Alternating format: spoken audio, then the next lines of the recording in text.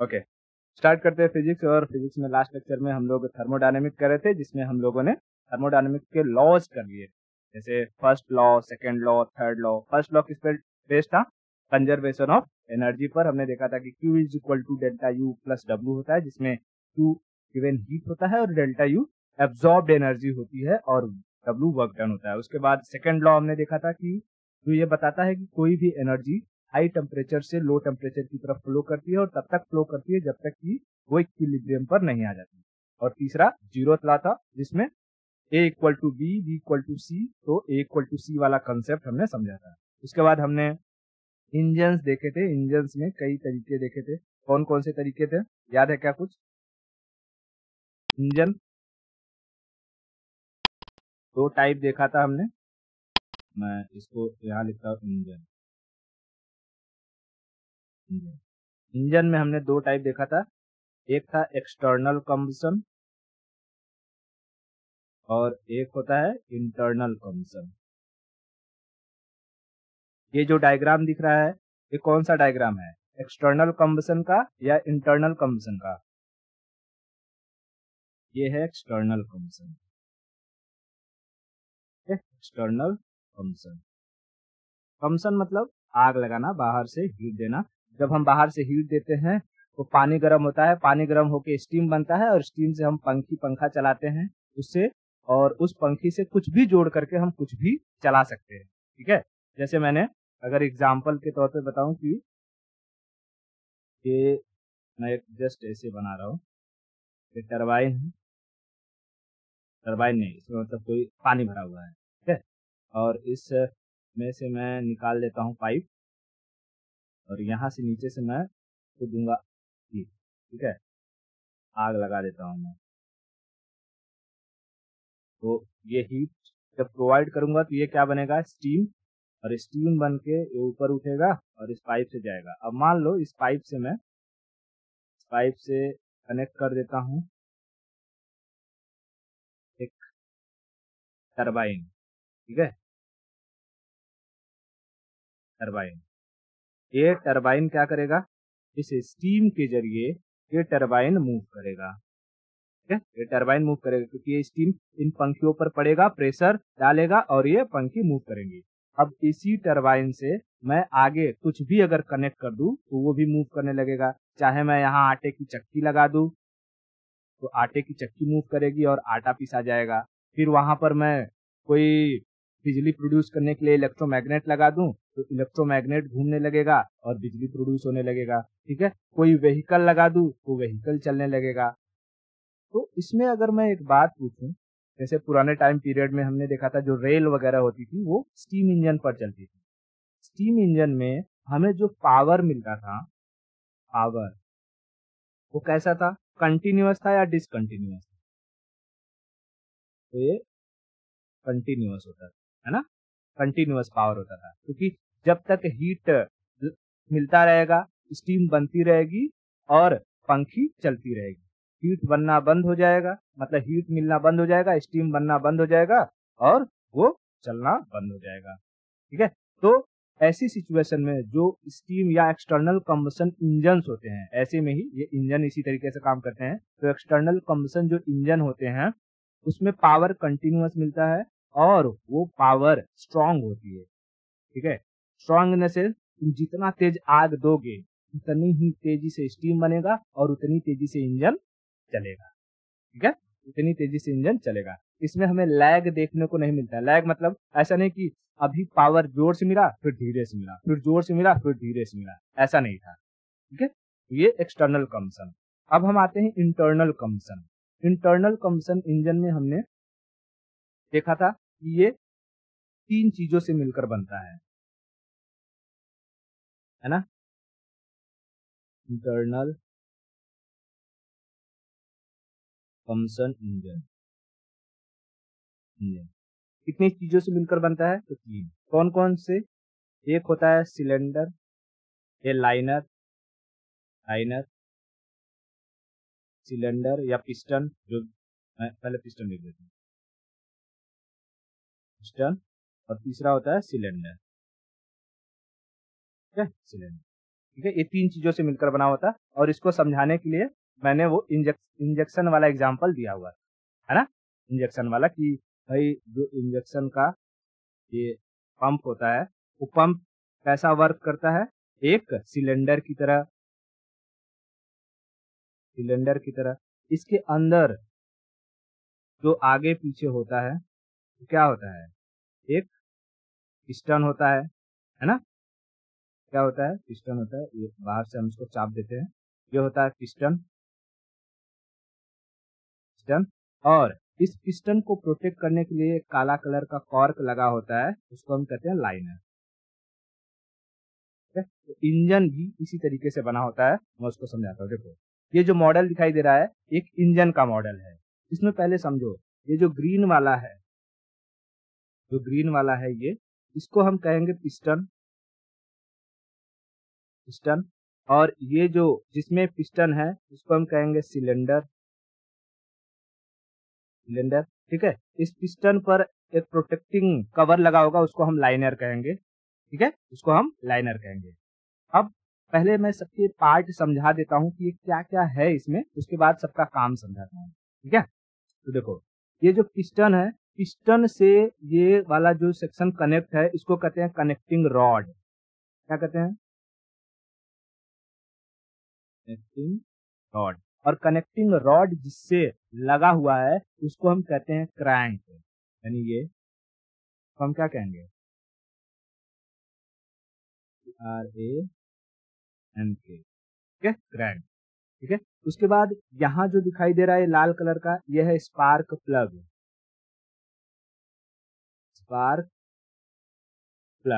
उसके बाद ये वाला सेक्शन एरिया जो है, इसको हम कहेंगे एग्जॉस्ट वाल्व। ठीक है, क्या कहेंगे? Exhaust valve. और ये वाला जो सेक्शन है जहां से डॉट डॉट गिर रहे हैं, इसको हम कहेंगे फ्यूल वाल्व। फ्यूल। ठीक है, इतनी चीजें होती हैं इसी इंजन के अंदर। ये कौन से टाइप का इंजन है? तो इंटरनल कम्बसन इंजन है। अब इसको इंटरनल कम्बसन क्यों कहते हैं? तो भाई हमें इसको बाहर से आग नहीं लगानी पड़ती है, इस इंजन के अंदर ही आग लग जाती है। कैसे आग लगती है? ये जो फ्यूल वाल्व है, नाम से ही पता चल रहा है, इस वाल्व में, वाल्व मतलब क्या? खाली जगह जहां से कुछ आ जा रहा हो, है ना? हाँ, तो इस फ्यूल वाल्व में से जैसे ही हम फ्यूल डालते हैं, तो वो फ्यूल एकदम फुहारे के तौर पर जाता है। जैसे रहता है ना, स्प्रे मारते हैं बाल कटाने, अगर हम कहीं जाते हैं तो बाल भिगाने के लिए किसका इस्तेमाल करता है? वो फुहारा वाला रहता है ना, स्प्रे। तो हाँ, तो हाँ हाँ, स्प्रे, समझ लो स्प्रे किस तरीके से आता है, एकदम बारीक बारीक। वैसे ही इसमें ऑयल की एंट्री होती है, और जैसे ही ऑयल की एंट्री होती है, ये स्पार्क प्लग एक तरीके की चिंगारी जनरेट करती है और उस ऑयल में लग जाता है आग। अब जैसे ही ऑयल में आग लगती है, तो ये आग की वजह से जनरेट होता है प्रेशर, और ये प्रेशर इस पिस्टन को ढकेल देता है नीचे, और पिस्टन कहाँ जाएगा? नीचे। और जैसे ही नीचे आएगा, तो जुड़ा हुआ है कनेक्टिंग रॉड से, कनेक्टिंग रॉड इस क्रैंक को घुमा देगा। ठीक है, कनेक्टिंग रॉड क्या कर देगा? इस क्रैंक को घुमा देगा। और जैसे ही ये क्रैंक घूम के एक राउंड मारेगा, यानी ये यहाँ से ऐसे जाएगा, वापस जैसे ऊपर आएगा, ये फिर से इसको ढकेल देगा ऊपर। और जैसे ऊपर ढकेल रहा होगा एक, तब एक बार आग लगा, ये वॉल्व बंद हो जाएगा, फ्यूल नहीं आएगा और ये वॉल्व खुल जाएगा। आग लगने के बाद सारा फ्यूल जल गया, अब बचा धुआं धुआं, ये धुआं इस वॉल्व से निकल जाएगा, है ना? इसलिए इसको क्या कहते हैं? Exhaust valve. एग्जॉस्ट वॉल्व, इसमें से ये धुआं निकलेगा। जब धुआं निकलेगा तो इसमें का प्रेशर रिलीज होगा, और प्रेशर रिलीज होगा तो पिस्टन कहाँ चला जाएगा? ऊपर। ठीक है, जब धुआं निकलेगा तो पिस्टन ऊपर चला जाएगा। ठीक है, पिस्टन ऊपर चला जाएगा। और इस तरीके से हमारा फ्यूल के आने से और एग्जॉस्ट के निकलने से पिस्टन का मूवमेंट हमें देखने को मिलता है, up and down, up and down. समझ में आ रहा है? इसी अप एंड डाउन पिस्टन के मूवमेंट को हम कहते हैं स्ट्रोक। क्या कहते हैं?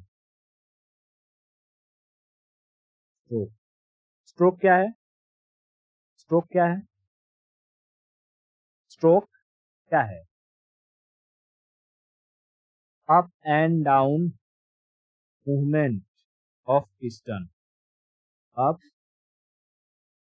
Down movement of piston is known as stroke. समझ में आया? Stroke, stroke.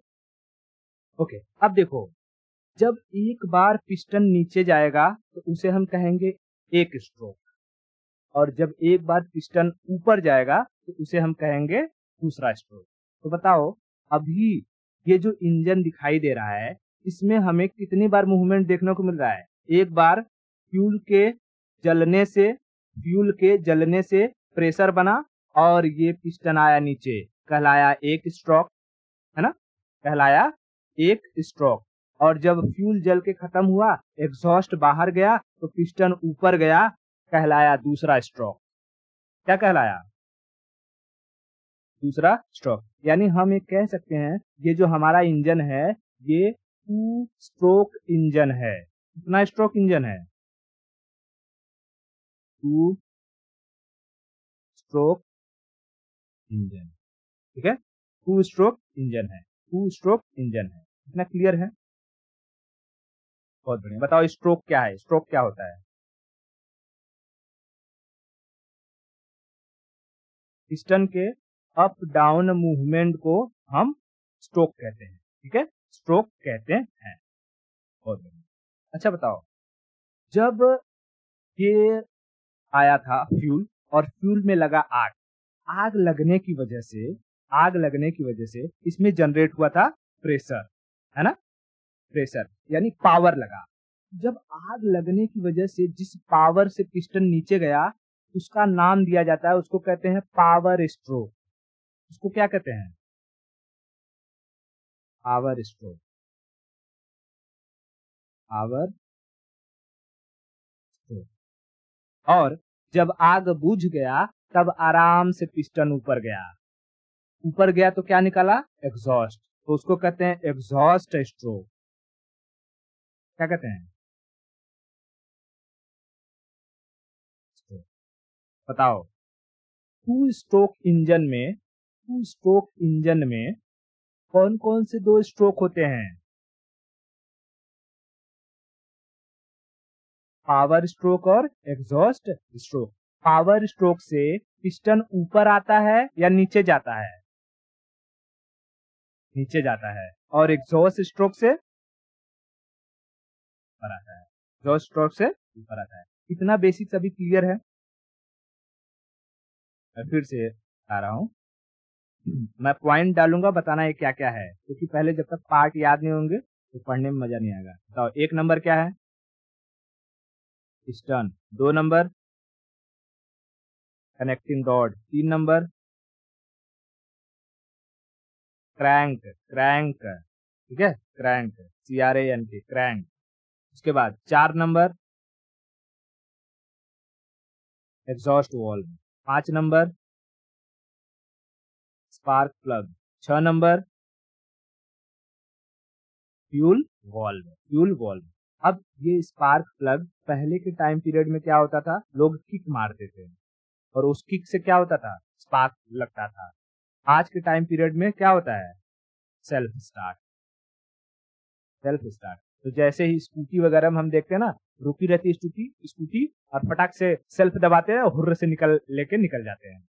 समझा? तो क्या होता है, जैसे ही हम सेल्फ दबाते हैं तुरंत स्पार्क चिंगारी फेंकता है, फ्यूल अंदर आता है और उसके बाद पिस्टन नीचे अप डाउन होता है, क्रैंक घूमता है और इसी क्रैंक से आगे कनेक्ट रहता है पहिया। ठीक है, पहिया, और पहिया नाच जाती है और स्कूटी ट्रैक से निकल जाती है। समझ में आया? तो बताओ, ये जो इंजन मैंने बताया अभी, ये इंजन में कितने स्ट्रोक थे? दो। ठीक है, टू स्ट्रोक। तो कभी कभी सुना है टू स्ट्रोक इंजन है मेरा, कभी नहीं सुना है? अगर कभी फ्यूचर में गाड़ी वगैरह लेना या किसी रिश्तेदार से पूछना कभी कि अच्छा तुम्हारा भाई से भाई का जो बाइक रहेगा उससे पूछ लेना कि बाइक कितने स्ट्रोक की है, हाँ? तब वो बताएगा कि अच्छा मेरी बाइक कितने स्ट्रोक की है, ठीक है। तो स्ट्रोक का मतलब सीधा क्या है, अब जो गाड़ी बेचने वाले रहते हैं ना, वो यही हैवी हैवी वर्ड बोल के लोगों को बेवकूफ बना देते हैं। लोगों लगे वाह वाह क्या बोल रहा है ये, समझ में कुछ नहीं आता सर, 4 स्ट्रोक की गाड़ी है, एकदम धकाधक चलेगी, बहुत कम फ्यूल खाएगी, ठीक है। समझ में आ रहा है क्या? हाँ हाँ। तो अभी मैं समझाऊंगा 4 स्ट्रोक क्या होता है। तो गाड़ियां मेनली 2 टाइप के इंजन की होती है, एक को हम कहते हैं 2 स्ट्रोक इंजन और दूसरों को कहते हैं 4 स्ट्रोक इंजन। 4 stroke engine. देखो पहले हम 2 स्ट्रोक इंजन समझ लिए, अभी इसके बारे में स्पेसिफिकेशन वगैरह और अच्छे से समझाऊंगा क्या होता है क्या नहीं। उससे पहले मैं 4 स्ट्रोक इंजन को समझा देता हूँ कि वो किस तरीके से काम करता है। इंजन यही रहेगा, बस इसमें मैकेनिज्म थोड़ा सा चेंज है, ठीक है। देखो 4 स्ट्रोक में क्या होगा कि ये जो फ्यूल अभी आ रहा था ना, यहाँ से फ्यूल, ये फ्यूल बहुत ही प्रेशर के साथ आता है, हाई प्रेशर। और जब हाई प्रेशर के साथ ये फ्यूल आएगा तो ये एक बार क्या कर देगा, पिस्टन को डाउन, पिस्टन डाउन। और जब पिस्टन डाउन होगा तो एक बार क्रैंक नाचेगा कि नहीं नाचेगा, नाचेगा। बताओ जब ये हाई प्रेशर फ्यूल आया तो क्या स्पार्क प्लग ऑन हुआ था? नहीं, अभी स्पार्क प्लग ऑन नहीं हुआ था। अभी जैसे हाई प्रेशर से फ्यूल आया ये पिस्टन को नचा दिया, उसके बाद जैसे ही पिस्टन नाचेगा फिर ये पिस्टन ऊपर जाएगा, है ना, क्योंकि ये प्रेशर से आया है लेकिन इसमें आग नहीं लगा है, आग नहीं लगा है तो ये ऊपर जाएगा, थोड़ा सा ऊपर जाएगा। और जैसे ही ऊपर जाएगा अब स्पार्क प्लग क्या होगा, भड़क जाएगा और स्पार्क प्लग इसमें आग लगा देगा। और जैसे ही आग लगाएगा ये हचाक से फिर से नीचे आएगा। अब नीचे आएगा, समझ में आ रहा है? तो देखो पहले पिस्टन डाउन गया, क्यों? हाई प्रेशर फ्यूल की वजह से। फिर उसके बाद दूसरा क्या हो जाएगा, ये ऊपर जाएगा, ऊपर जाएगा, अपर, ठीक है। उसके बाद तीसरे में क्या होगा, अब आग लगेगा, फिर से नीचे जाएगा, किसकी वजह से, आग लगने की वजह से। मैं भी समझाता हूं उनको क्या करना है। आग लगा और चौथी बार क्या होगा, जब ऊपर जाएगा तो धुआं निकलेगा बाहर, धुआं बाहर। यानी एक बार के फ्यूल अंदर आने से ये पिस्टन अब कितनी बार घूम रहा है, 4 बार, 4 बार। फ्यूल एक ही बार आया लेकिन पिस्टन को 4 बार घुमा रहा है, ठीक है। फ्यूल एक ही बार आया लेकिन पिस्टन को 4 बार घुमा रहा है, समझ में आ रहा है क्या, 4 बार घुमा रहा है, ठीक है। और इसमें सिचुएशन में क्या था, फ्यूल एक बार आता था, पिस्टन को 2 ही बार घुमाता था, मतलब एक बार डाउन एक बार अप, एक बार डाउन एक बार अप। तो अगर मैं पूछूंगा कि बताओ अच्छा ये जो 4 स्ट्रोक था, अब 4 बार घुमाया तो उसको हम क्या कहेंगे, 4 स्ट्रोक कहेंगे कि नहीं कहेंगे, है ना। हाँ, तो 4 स्ट्रोक। अगर मैं पूछूं कि 4 स्ट्रोक में ज्यादा तेल खाएगा या 2 स्ट्रोक में, अरे भाई 4 स्ट्रोक में एक बार ऑयल गया, इसने 4 बार इंजन को घुमाया, 4 बार जब ये इंजन को पिस्टन को घुमाया तो मान लो पहले गाड़ी 10 मीटर जाती थी, अब वो 20 मीटर चली गई एक बार फ्यूल आने में। तो 4 स्ट्रोक वाला ज्यादा तेल कैसे खाएगा, समझ में आ रहा है क्या मैंने क्या कहा अभी, समझ गया ना। हाँ हाँ, 2 स्ट्रोक में जहां पर जैसे एक बार फ्यूल आया तो 2 ही बार मूवमेंट हो रहा है, 2 बार फ्यूल आएगा तब वो 4 बार होगा, लेकिन यहाँ पर एक ही बार के ऑयल के आने से 4 बार मूवमेंट हो जा रहा है ना। तो यानी 4 वाले में हमें कम फ्यूल लग रहा है, समझ में आया क्या। अब देखो ये जो 4 स्ट्रोक है इनका भी अपना नाम होता है, क्या क्या नाम होता है भाई, समझाता हूँ। जैसे 2 स्ट्रोक में क्या क्या नाम था, पहले फ्यूल आता था, आग लग जाता था और पावर जो प्रेशर से नीचे भेजता था उसको हम कहते थे पावर स्ट्रोक। उसके बाद उस धुएं को ऊपर भेजता था उसको हम कहते थे एग्जॉस्ट स्ट्रोक। तो ऐसे ही जब इसमें आता है फ्यूल इनटेक, पहली बार को हम कहते हैं इनटेक स्ट्रोक, क्योंकि ये बहुत ही प्रेशर के साथ आता है। तो हम क्या कहेंगे? Intake stroke. ठीक है, इनटेक स्ट्रोक, इनटेक स्ट्रोक। अब ये नीचे प्रेशर डाला, पिस्टन कहाँ गया? नीचे। अब ये जब क्रैंक घूम जाएगा तो ये इसको कंप्रेस करेगा, ऊपर जा ऊपर जा। तो दूसरा होगा कंप्रेशन स्ट्रोक। दूसरा क्या होगा? Compression stroke. कंप्रेशन स्ट्रोक क्या करेगा? इसको ऊपर भेजेगा, इसको ऊपर भेजेगा। अब जैसे ऊपर जाएगा अब लगेगा आग, और आग लगेगा तो आग लगने वाले को कौन सा स्ट्रोक कहते हैं?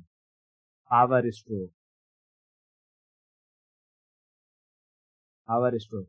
और जब ये पावर स्ट्रोक का आग बुझ जाएगा और फिर से आएगा एग्जॉस्ट स्ट्रोक, है ना? चौथा exhaust.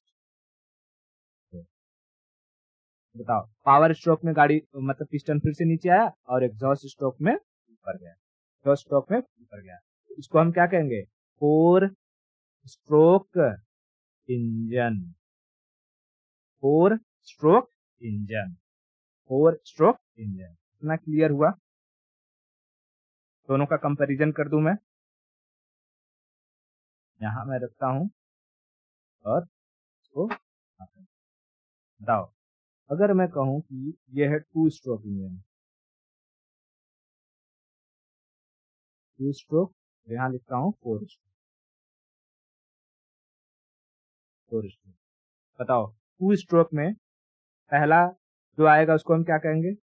Power stroke, power stroke. इसमें पिस्टन कहाँ जाएगा? नीचे। उसके बाद दूसरा होगा एग्जॉस्ट, एग्जॉस्ट। इसमें पिस्टन कहाँ जाएगा? पर। उसके बाद जब हम इसमें लाएंगे 4 स्ट्रोक में, उसमें बताओ, इसमें पहला क्या आएगा? Intake, intake. इनटेक स्ट्रोक में पिस्टन कहाँ जाएगा? नीचे। फिर दूसरा आएगा कंप्रेशन, कंप्रेस करके इसको ऊपर भेजेगा, कंप्रेशन इसको ऊपर भेजेगा। फिर तीसरा आ जाएगा पावर, पावर इसको नीचे भेजेगा। और फिर चौथा आ जाएगा एग्जॉस्ट, और ये इसको। ठीक है, अब देखो, ये जो 2 स्ट्रोक था, 2 स्ट्रोक, इसमें फ्यूल एक बार गया, 2 बार मूवमेंट करवाया। और इसमें जो फ्यूल था वो एक बार में 4 बार मूवमेंट करवाया। इसमें एक बार में 2 बार मूवमेंट करवाया। ठीक है, ये 2 स्ट्रोक में 2 बार मूवमेंट और 4 स्ट्रोक में 4 बार मूवमेंट। तो पूछेगा, कोई कहेगा कि बताओ तुमको कौन सी गाड़ी लेनी है, मतलब जो ज्यादा तेल खाए या जो कम तेल खाए? तो कम तेल खाए। तो जब गाड़ी वाला कहेगा कि देखो मैडम ये 2 स्ट्रोक की गाड़ी है, बहुत बढ़िया है, आप ये ले लेना, तो उसको बोल देना इतना तेल पिएगा, मेरे पास पैसों नहीं थी, इसलिए मुझे 4 स्ट्रोक वाली दो। समझ जाएगा, ओहो, she has the basic concept about the cars, he can't cheat us. समझ में आया?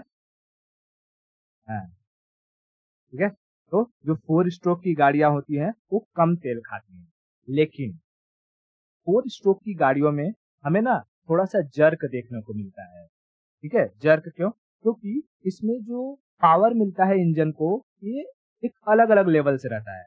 जैसे मैं कहूँ, इनटेक वाला जो प्रेशर डालेगा, क्या वही प्रेशर पावर वाला भी डालेगा?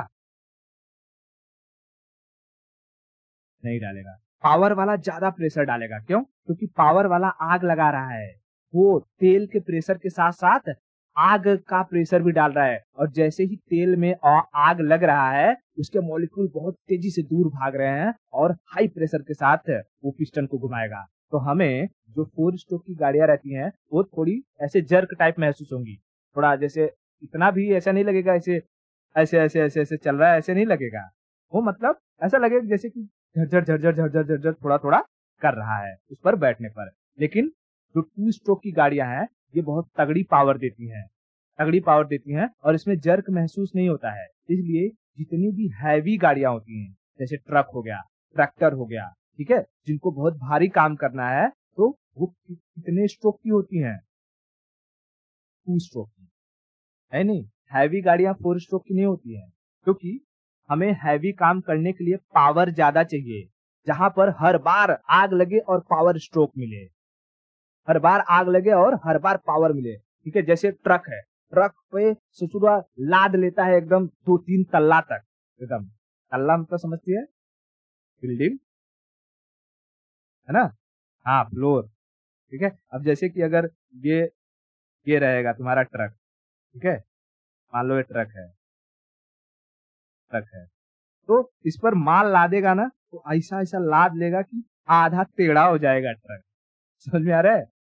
तो अगर इसमें हम 4 स्ट्रोक देंगे, फुचुक फुचुक फुचुक करके आगे जाके बंद हो जाएगा, ठीक है, क्योंकि इसमें पावर नहीं मिल पा रहा है प्रॉपरली। इसीलिए जितनी हैवी गाड़ियां होती हैं, हैवी गाड़ियों में कौन सा स्ट्रोक दिया जाता है? 2 स्ट्रोक, ठीक है, 2 स्ट्रोक। तो यहाँ पर हम कंपैरिजन में क्या कर सकते हैं? ये फ्यूल ज्यादा खाती है, फ्यूल ज्यादा खाती है, लेकिन पावर हैवी देती है, पावर हैवी देती है, ठीक है। इसमें जर्क महसूस नहीं होता है, जर्क महसूस नहीं होता है, ठीक है, जर्क महसूस नहीं होता है, ठीक है। तो अगर मैं वही इन 4 स्ट्रोक वाली की बात करूंगा, तो ये फ्यूल कम खाती है, पावर पावर कम देती है, उसके बाद इसमें थोड़ा सा जर्क महसूस होता है, लेकिन ये जो है, हम सफर वफर के लिए, मतलब लंबी दूरी तय करना है तुमको, तो उसमें क्या हो, कम फ्यूल में तुम लंबी दूरी तय कर सकते हो, ठीक है, कम फ्यूल में लंबी दूरी तय कर सकते हो। लेकिन अगर तुम्हें स्मूथ मूवमेंट चाहिए ना, मतलब कि एक पावर से चले, इसमें जर्क वर्क ना लगे, तब तुम 2 स्ट्रोक वाला लो, इसमें स्मूथ मूवमेंट मिलता है हमें, है ना? क्योंकि इसमें पिस्टन कैसे घूमेगा, पहले फ्यूल आएगा, हचक से आग लग जाएगा, पावर मिल जाएगा, फिर नीचे से ऊपर जाएगा, फिर दूसरे बार फ्यूल आएगा, हचक से जल जाएगा, और फिर से एग्जॉस्ट वाला जाएगा आराम से। तो इसमें हमें एक ही बार क्या लगेगा, तगड़ा पावर फिर कम पावर, लेकिन यहाँ इसमें 2-2 बार हमें वो तगड़ा और कम मिलेगा। एक बार इनटेक के टाइम कम प्रेशर, कंप्रेसर के टाइम कम प्रेशर, पावर मारेगा हचाक से, एग्जॉस्ट के टाइम कम प्रेशर, समझा रहे? इसमें हमें जर्क लगेगा, तो बहुत लंबी दूरी तय करने में ना, तो थोड़ा सा बोरियत महसूस होगा, ठीक है।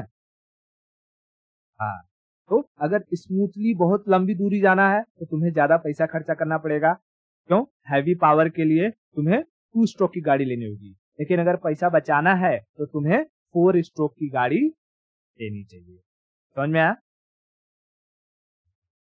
ओके। अब देखो, अब ये जो इंजन होता है ना, इंजन की कैपेसिटी को मेजर किया जाता है लीटर में, ठीक है। जैसे ये सिलेंडर है, तो सिलेंडर का हम लोग कैपेसिटी निकालते हैं, कैपेसिटी मतलब इसमें कितना तेल वगैरह आएगा, ठीक है, कैपेसिटी कितना तेल आएगा। तो पूरा का पूरा हम क्या निकालेंगे, वॉल्यूम निकालेंगे भाई, है ना, वॉल्यूम। और किसी भी सिलेंडर का वॉल्यूम कैसे निकलता है, पाई आर स्क्वायर एच से, पाई आर स्क्वायर एच से, ठीक है। अगर हम इसका यूनिट देखेंगे, यूनिट देखो क्या आएगा, क्या पाई का कोई यूनिट होगा? नहीं, पाई तो नंबर है, पाई का कोई यूनिट नहीं होगा। लेकिन ये जो रेडियस है, मतलब कि ये कितना चौड़ा है, लंबा है, इसका रेडियस कितना है, क्योंकि जो पिस्टन होता है वो ऐसे ऐसे रहता है ना, गोल टाइप में। तो इसका हम रेडियस देखेंगे भाई, कितना रेडियस है, उसी हिसाब से इसमें तेल वगैरह आएगा। तो इसका यूनिट हो जाएगा कितना, सेंटीमीटर स्क्वायर, है ना, सेंटीमीटर स्क्वायर, इसको हम सेंटीमीटर में लेते हैं। और हाइट है, तो हाइट भी सेंटीमीटर में लेंगे, सेंटीमीटर में। तो ये क्या हो जाएगा, सेंटीमीटर क्यूब, सेंटीमीटर क्यूब, ठीक है, सेंटीमीटर क्यूब। तो इसको अगर हम ऐसे लिखें, सेंटीमीटर क्यूब, तो ये क्या दिखाई दे रहा है, सी सी सी सी। तो तू सुनती होगी, मेरी बाइक 120 सीसी की है, 400 सीसी की है, 20 सीसी की है। तो क्या रहता है सीसी, सीसी सेंटीमीटर क्यूब या capacity of cylinder, capacity of cylinder, समझ में आया? हाँ, तो अगर मैं मान लो कि मैंने एक सिलेंडर बनाया, ये सिलेंडर 400 सीसी का है, ठीक है, 400 सीसी का, और ऐसे ही मैं करके 4 सिलेंडर लगा दूंगा तो कितना सीसी हो जाएगा? 1600 सीसी। 1600 सीसी मतलब उसमें 1.6 लीटर ऑयल आएगा। 1600 सीसी को हम कहते हैं 1.6 लीटर। समझ में आया क्या? हाँ, तो ये कभी-कभी पूछ देता है कि 1600 cc equal to how many litre? तो 1.6 लीटर, 1.6 लीटर। समझ में आया? अब देखो, तो इंजन रहता है ऐसे बड़ा सा इंजन, अब इसी के अंदर ये क्या भरा होता है? सब के सब पिस्टन, ये सिलेंडर भरे होते हैं। कितना सिलेंडर रहेगा वो बताएगा कि भाई तुम्हारी गाड़ी कितने सीसी की है, क्योंकि हर सिलेंडर की अपनी एक कैपेसिटी रहेगी। मान लो कि एक सिलेंडर 200 सीसी की है और ऐसे 3 सिलेंडर लगा है, तो तुम्हारी गाड़ी कितने सीसी की हो जाएगी? 600 सीसी की। 600 सीसी। तो अगर अब कोई कहेगा कि मेरी गाड़ी इतने सीसी की है, सीसी समझ में आएगा क्या? पीने वाला सीसी नहीं, बोतल नहीं। समझ में आ गया ना? हाँ। अब देखो, यहाँ मैं ये दिखाता हूँ।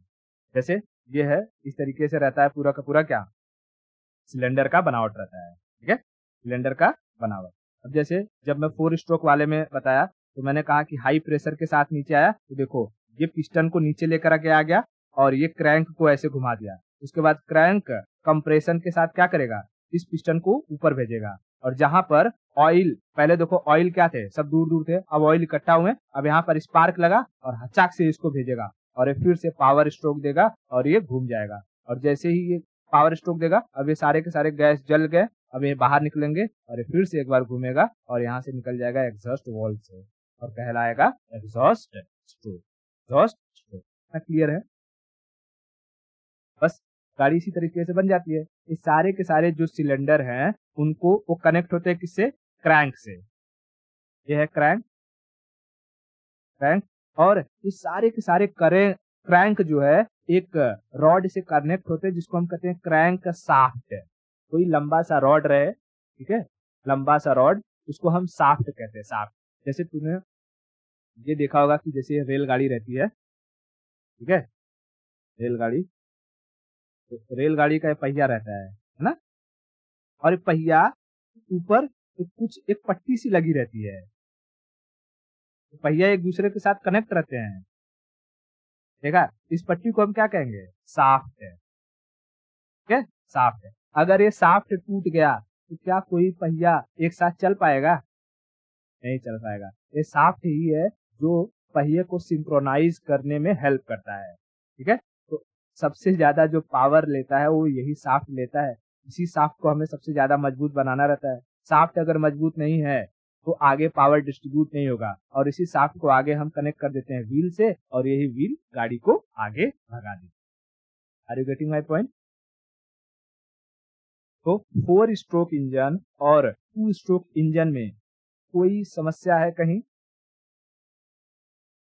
और अब हम थोड़ी सी इंजन की एफिशिएंसी को कैसे निकाला जाता है उसके फॉर्मूले देख लेते हैं और उस पे न्यूमेरिकल सॉल्व कर लेते हैं। उसके बाद इंजन वाला सेक्शन खत्म हो जाएगा, ठीक है। इंजन एफिशिएंसी, इंजन एफिशिएंसी यानी इंजन की क्षमता। इंजन एफिशिएंसी को निकालने के लिए फॉर्मूला होता है eta is equal to Q1 minus Q2 upon Q1 into 100%, ठीक है। ईटा क्या है? तो एफिशिएंसी है, ठीक है, एफिशिएंसी, एफिशिएंसी। Q1 क्या है? Q1 है जो हम हीट देंगे, मतलब कि जैसे ही हमारा फ्यूल आएगा, मैं यहाँ पर इंजन ले लेता हूँ थोड़ा सा, मैं बता सकता हूँ।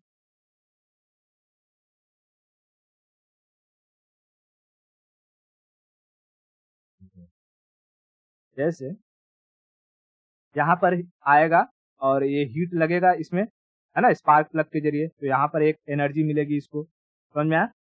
और उसके बाद यहाँ से जब ये ऐसे ऊपर जाएगा तो यहाँ से इसको एक एनर्जी मिलेगी, है ना, तो इसको ये ऊपर भेजेगा। तो यहाँ पर तो पहले फ्यूल से एनर्जी मिलती है उसको हम कहते हैं Q1, और जो क्रैंक से एनर्जी मिलती है उसको हम कहते हैं Q2।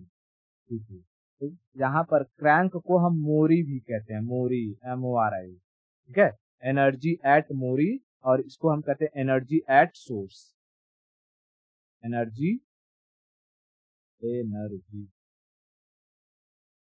एनर्जी एट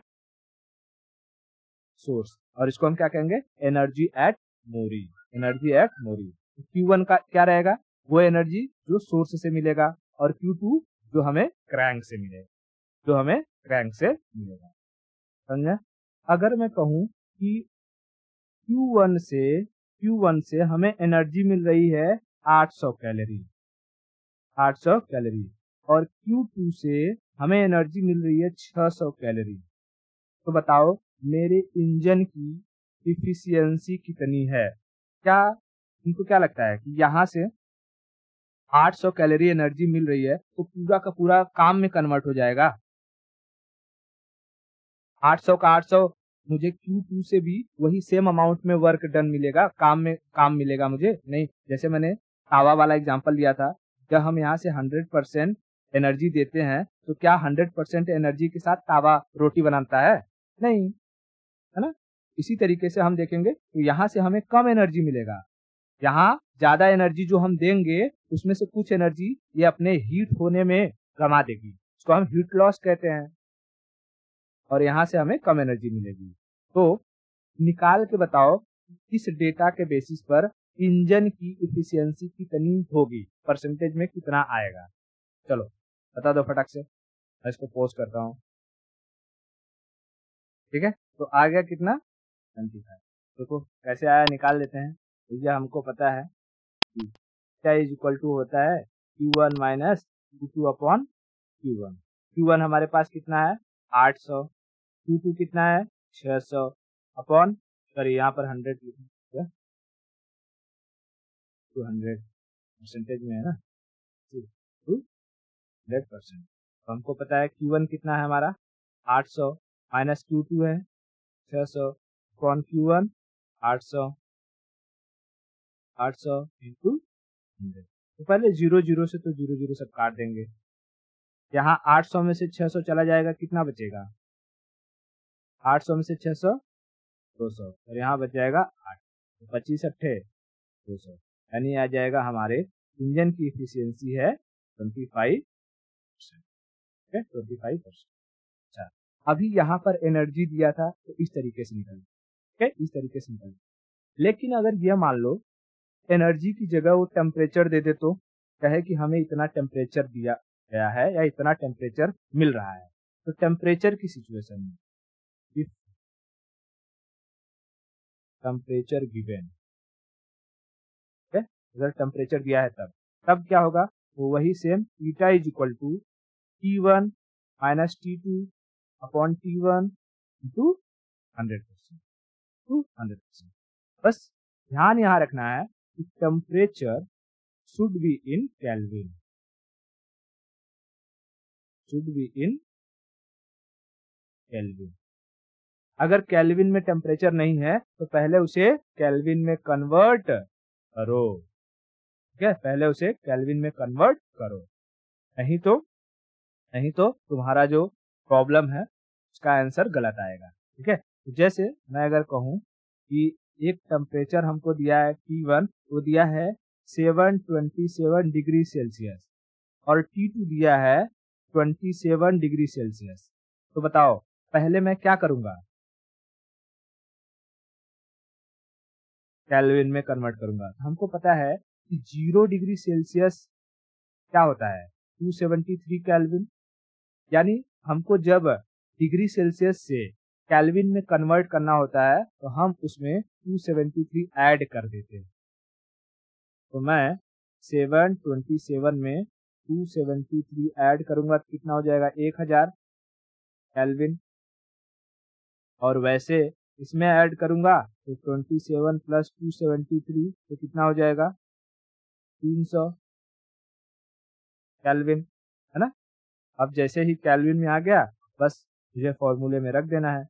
मैं फॉर्मूले में रख दूंगा ईटा इज इक्वल टू T1 मेरा कितना है 1000 माइनस 300 अपॉन 1000 इंटू 100। बताओ 1000 में से 300 जाएगा कितना हो जाएगा, बता दो ठीक है। ये यहाँ हो जाएगा 700 अपॉन 1000 उड़ते 100, तो 700 से ये कट गया, यहाँ से ये कट गया, ये मिल गया 70%। यानी मेरे इंजन की इफिशियंसी कितनी आ गई 70%।